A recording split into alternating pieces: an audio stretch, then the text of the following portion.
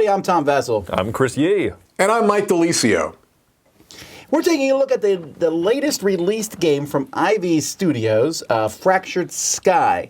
Now, before we jump into this review, just as a heads up, me and Mike went to Ivy Studios last year, and me and Z went and played this game. Mike has played this game. We played their games there, so take that into account as we talk about this. Also, this is what we're looking at here is I believe this is the Super Deluxe level from the Kickstarter pledge. There are some different tiers. Sure. So we're going to jump into talking about this game, which is about claiming starfalls. Starfalls have fallen, and they're not a movie where a girl is actually the star. This you're actually getting pieces of stars. You guys haven't seen that movie? Anyway. Oh, Lady Gaga, Bradley Cooper. No, anyhow. Not the star is born, not the star falls. Anyway, Chris is going to show us how this plays, and we'll be right back. Here's Fractured Sky set up on the table. This is the central board showing the different regions that we're going to be trying to have the most control over in order to win points, which come in the form of starfalls. Starfalls are tracked over here on our individual player board, so this is just mine set up. You would have multiple of these per player set up, which contain our resources, our point track, the different buildings and skimmers we can construct, and our main 3 airships, along with these tokens that we will be attaching to our airships to place out into these different regions to try to control them by having the largest number there. Now this dashboard over here is the main objectives, and these cards will determine where the starfalls are going to populate on the board. At the start of each round, you'll flip over one public starfall location and put one of these points onto it. So we all know from the start of the round, the Careening Cliffs is going to be worth 1 starfall or 1 point. What we don't know is that there is one secret location here that will be worth a starfall at the end of the first round. Each round, you will add more cards to this. You'll reveal this at the end of the round, and whoever has the most control in the Sinister Spires will also collect a point there. At the start of the second round, you'll shuffle up these cards and deal out 2 of these locations to have points awarded to them, and players will not know what they are round after round. The game takes place over 5 rounds, and each round more of these will come out, more secret starfalls, and also you reveal an objective. On your turn, you'll do one of 3 actions outlined on the player aid here. First, you can either place out an airship, or you may construct one of your buildings, or you can peek at one of these cards that you haven't revealed yet to get secret information. So let's talk about placing airships first. You have 3 airships that you will place over the course of the round, and they will be attached to one of these number tokens that you'll keep secret. So if you want to put out 4 units of troop strength into a region, you'll attach it to your airship here, place it into a spot. If you're the first person to place into a region, you get this plus draw card, which means you get to take one of these secret starfall locations that is not going to be worth a point this round, and you get to look and say, hey, I know that a secret starfall is not going to be revealed at this particular location, and you get to hold on to that information. The more you get to look at, the more you know about what the end of the round might bring. The other type of airship you can place are your little skimmers here. Now these and the buildings show their cost over on the side. So if you want to place out one of these skimmers, it costs a stone and a wood. You spend your resources by moving them down on the tracks. You'll take the skimmer and place them into a region. They don't trigger that first bonus, but they just count as 1 strength in that region. The other actions are you can construct a building. If you want to construct the fortress, you have to spend 3 stone, if you have it. You'll put a fortress into one of these hexagon spaces. The buildings here give a boost to the regions that they are attached to by these lines. Fortresses increase the strength of your troop tokens by 1, not your skimmers though. So this token is really worth 5 strength at the end of the round. If you wanted to spend 1 gold and 2 wood, you could then instead construct a market. Markets will give you extra resource generation of the resources that these regions produce. Now let's talk about the last action here, peeking or scouting at cards. If you want to look at these cards to be able to see where the secret starfalls are going to pop up at the end of the round so that you can have the most troops there, you could pay 2 gold to do the scout action. So if you scout, you'll look at this card, keep it secret from everybody else.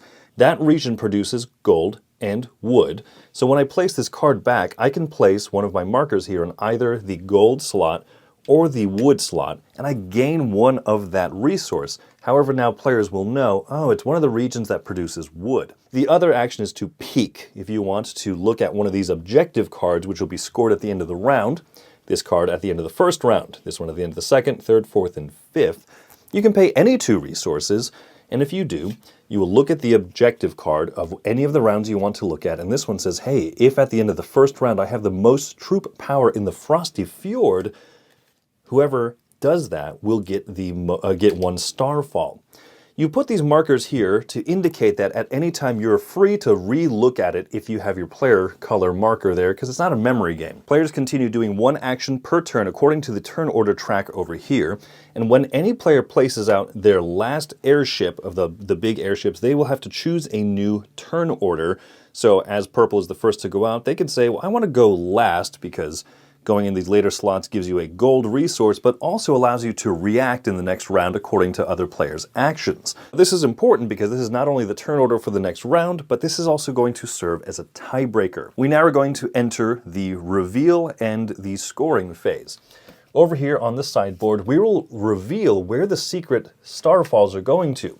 And of course, scoring the objective for the round as well. Now we reveal all of our strength and see who is the winner in each of these different regions. The yellow player here has the largest total number of troops, and so they will earn the biggest reward that that region provides. If that region has a starfall in it, that is the biggest prize. Second place will earn both of the resources provided there. Third place will earn 1 of the resources, and fourth will earn 0. If you are in a location that does not have a starfall, like the Peaceful Plains up here, first place will get the 2 resources. So the yellow player would get a gold and a wood for the next round. I, as the green player, have second place, so I get to choose 1 of the 2. Now, as I mentioned, markets give me extra resources, so I choose 1 of the 2, and then for every market attached to that land, I also get a resource of my choice. Let's come here to the Careening Hills. I have a 4-chip fortified by 1 fortress, so green and purple both have 5 strength, but the ties are broken in the new selected turn order, and since green will go before purple, green, or I, win this delectable token here. And even though I want a starfall, my markets adjacent to this region fire off, and so I get resources on my trackers here. If a region's starfall is left there at the end of the round because no one was there, it stays on the board. We set up for the next round. At the end of 5 rounds, whoever has the most starfalls is the winner. Now, if there is still a tie, if 2 players, say, have 7 starfall each, the newly selected turn order in the last round will break that tie. So turn order is always important, and that's how you play Fractured Sky.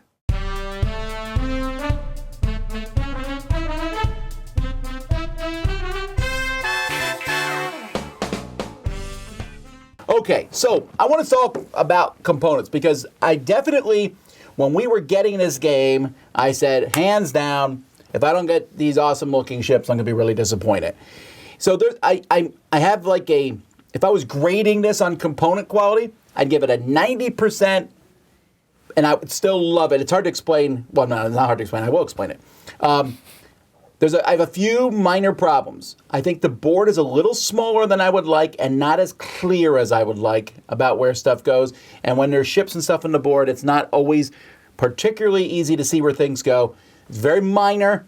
It's not actually bad. I just think it could have been better.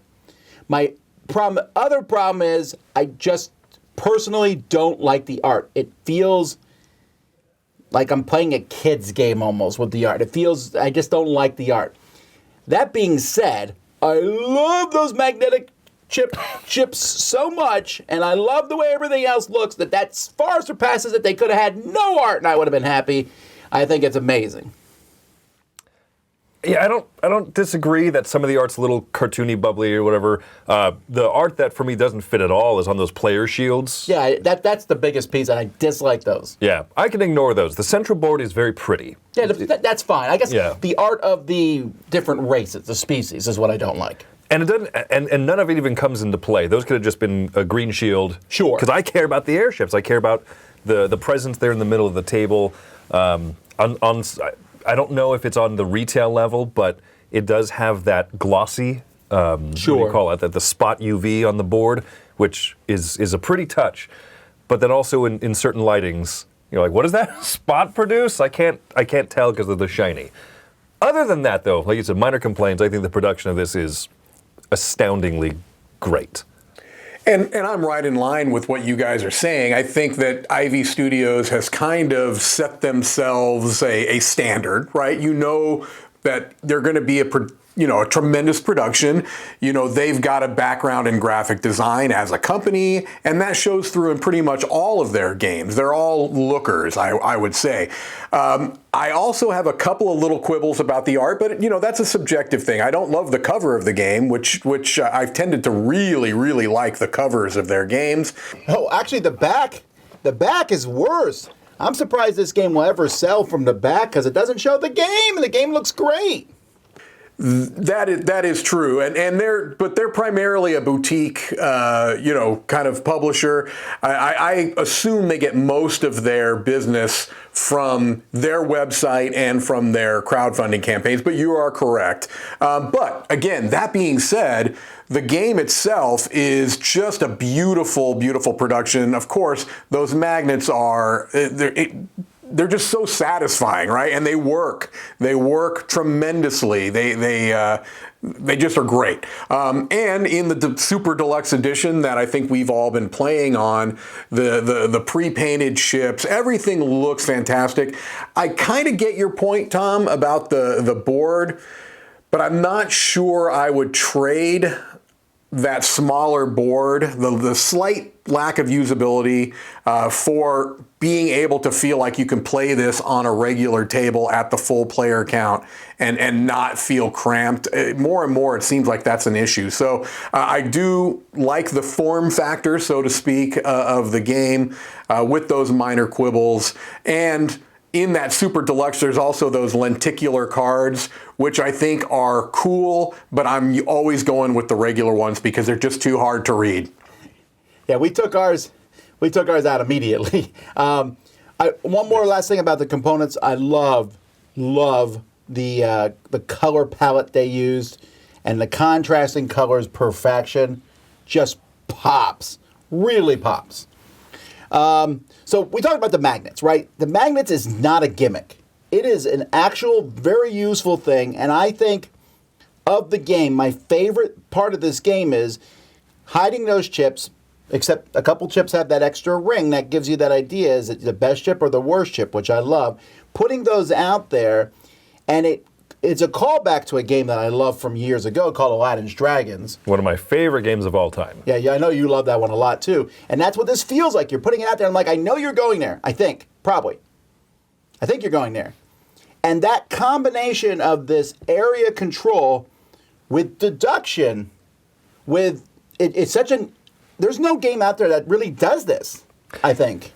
Yeah, I mean, besides Aladdin's Dragons. Aladdin's Dragons, right? With that clear inspiration from it, but that game does feel dated. It's from 2000.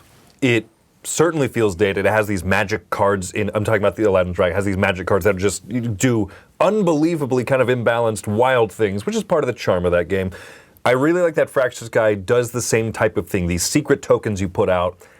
Is that a zero there? Or are you just trying to distract me from something else that you knew because you're able to spend your turn peeking at other locations, other objectives?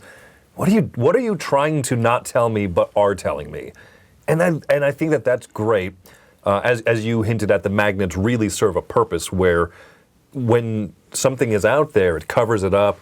If the board gets jostled or a ship gets bumped, it won't accidentally reveal that that's a 7. Yes. There's a lot of usefulness to it in what this game accomplishes, and I appreciate when production is nice, but not overproduced. This toes that line, but it all serves a purpose. And I think what I most appreciate about kind of the central core of the design is that it is streamlined. It is very streamlined because this is one of those games where it's about the other people at the table. This is a very interactive game, and oftentimes I found that games that have heavy interaction There's other things that kind of get in the way of that. And nothing gets in the way of the core conceit of this game of what are the players doing? You're doing a little bit of deduction. You have options to be able to kind of peek at things, to kind of peek at objectives, to peek at where those hidden starfall are going to be. But all of that is in service of trying to read the other players around the table, and nothing gets in the way. It's a very streamlined rule set, I think, for the experience that you get. It's a fast-playing game, and so there's always this kind of sense of action, right? This is a game where even though there's kind of subterfuge and you're trying to kind of like maybe sneak, kind of under the radar a little bit, there's always a feeling of action going on. And so that's probably what I appreciate the most, is that it kind of tells you what it is, right? This is the type of game it is. It's an area control game, but not really like most area control games you've played. It's a bluffing game to some extent, but not really like other bluffing games you've played. And it's simple, right? You can explain the core ideas of the game very quickly, and then it gets out of its own way and just lets the players play. I really like that. That's probably my favorite point, yeah. There's two types of buildings you can build. They do one very simple thing each. You can build a little extra ship, and that's about it. It builds up, it has an engine build to it. It's satisfying that the later rounds you have more than you started with. And it also balances out that when you win Starfalls, the points of the game, you're not getting necessarily as many resources. And so there's this kind of built-in compensation that feels very natural. And I agree with Mike that the rule set is just, it looks like a more complicated game than it is. The box says 40 to 90 minutes. I think, and most of my games have been 3 and 4 players, I think that the 90 minutes is closer to accurate, but it is a snappy 90 minutes, maybe 70 minutes, whatever. But I mean, it's in that time frame. But it's snappy. I'm not bored. The turns are quick. And even if I'm kind of done with stuff, then you're almost done. And then the tension, I mean, that reveal phase is such a, you either feel amazed, huzzah, or you're like, oh man, I've been snookered, or whatever it is. I really like that phase a lot. And it allows people to come from behind. It does, because it ramps up. There's more Starfalls as the game goes on. I find my one complaint, I think my biggest complaint, is that the last round of the game is a lot longer. People are a lot more methodical every time that I've played this in that last round, because so much is on the line. There's 6 Starfalls to be had out there, and so it slows down that last round. The first few rounds are pretty zippy and move, and then everyone kind of like hems and haws a little bit more. I don't know if that's been your guys' experience. A little bit, but I don't mind because, hey, it's the last round. What do I care? Yeah, I agree. It is longer, but it's an arc that I still feel satisfied with. I don't feel like it feels grindy. I just feel like it's more tense. But it is also longer. I agree. Now, I'm sorry, I didn't mean to, but since this is so much a game about playing the other players at the table, I haven't played this at the lower player count, and I know, Mike, you've played it solos. I was curious to hear your thoughts on that as well. Yeah, solo and 2-player kind of incorporate a little bit of like a bot opponent where you've got these chips that you reveal. It works. It works fine. I would never suggest buying this game purely as a solo game, because I think that the best elements of the game are the interaction between players around the table. But if you have a group of players that you'll be playing this with primarily, and then you want to just kind of get out and play with the fun stuff as a solo player, you can. I did not play the 2-player version, but again, I don't think it's probably at its best there. That's just a conjecture. I have not played it that way. But I think that the heart of this game is the interaction. What would you give it as a rating? If you're coming to me, okay. I'm coming in at an 8.5. I think that this game is excellent. It is absolutely excellent.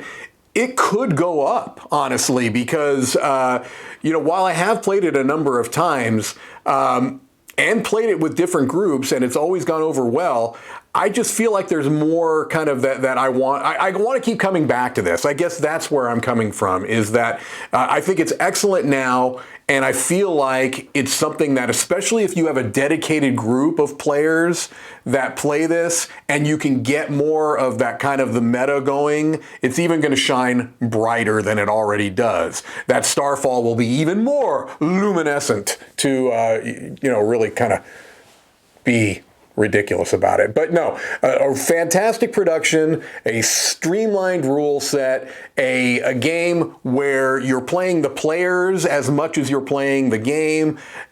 Everything about it is, I think, is outstanding. And so I'm going to go at an 8.5 now with room to grow. I'm right there with you, 8.5, and I really consider giving it a 9. I mean, it's that close. It is, for me, the biggest thing. I mean, I love games where the interaction is so strong in this. It's not take that interaction, just like I watch what you do, I watch where you go, I'm trying to figure out using you, but also we're fighting over stuff, and I also want the best spots on the board for my little buildings and things like that. I really enjoy all that. And I love the magnets. I mean, I love those magnets. You can put a magnet game again and get a +1 from me, period. But it just feels different. That's the main thing. This is a game that doesn't feel like your typical game. I play a lot of typical games these days that I enjoy. And I'll play them and go, yeah, this is great. I mean, I enjoy it. It's fun. But I played a lot of other games like it. I'm hard-pressed to think of another game that's really like this now. And that's fantastic. So that's why I love it. I agree. And to the point that I'm coming at the same score. This wasn't planned. This is an 8.5 for me. I gave it an 8.75, so. Oh, okay. Well, to be fair. Yeah. Besides those few little complaints we mentioned at the beginning. Oh, one other small minor complaint is the building spots. They have these lines that connect to areas, and sometimes you sit there and go, oh, sorry, you have a +1. Let's run that back. That's what I was talking about with the board earlier. That was my thing. And not so much the size. It's just not always to see those lines and things. Yeah. So there's very few complaints really to be had with it. I like what's going on. You guys have said pretty much everything I feel about it. There's not enough streamlined games like this that seem like they're going to be more arduous, and then as you kind of flip the rulebook, you go, this is it? Cool. And then the game really comes to life with people. I agree with Mike 100%. It's an 8.5 for me because I've taught this to different groups, and it's always going over well, and I'm having so much fun.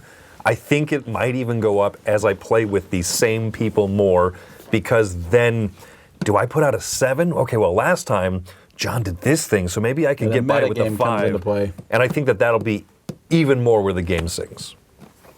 Well, there you go, folks. That's Fractured Sky. I'm Tom Vassell. I'm Chris Yee. And I'm Mike DeLisio. Keep those magnets coming.